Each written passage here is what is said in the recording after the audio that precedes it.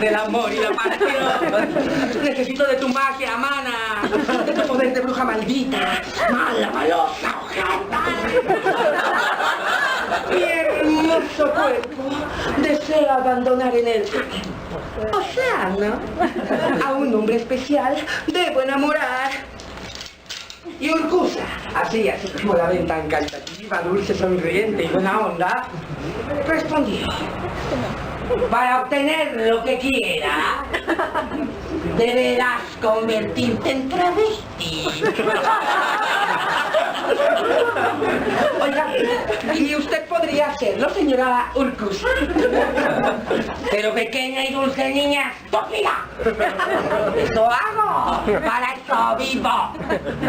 Para ayudar a almas en infortunio como la tuya, sola, triste y sin tener con quién contar.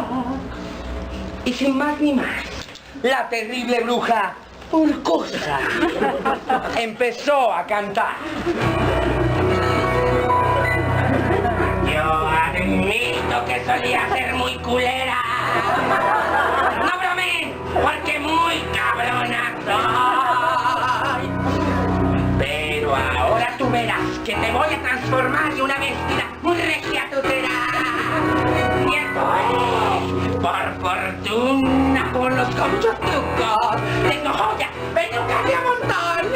Pero ahora no se burlen, los uso en favor de jotitas que vestirte quieren hoy. ¡Pobres hojas desgraciadas, tan feas, tan solas! Vienen corriendo al camerino, implorando mis hechizos. ¿Quién las ayuda? ¡Lo hice yo!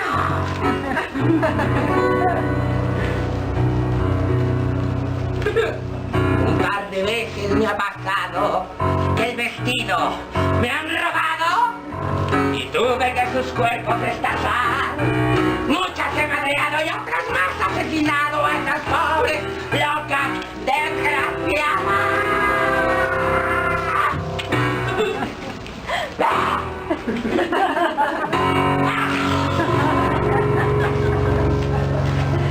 ¿Aceptas, querida? Es que si me convierto en eso, ya no veré a mi padre ni a mis hermanas. Pero tendrás a tu hombre. Es difícil decidir en la vida, ¿no lo crees, Coralia? No lo sé. Es importante decir que tu piel sabrá salada, que olerás a pescada y llevarás un par de patas humanas. De esta manera estarás condenada a buscar al hombre del que estás enamorada. Así como.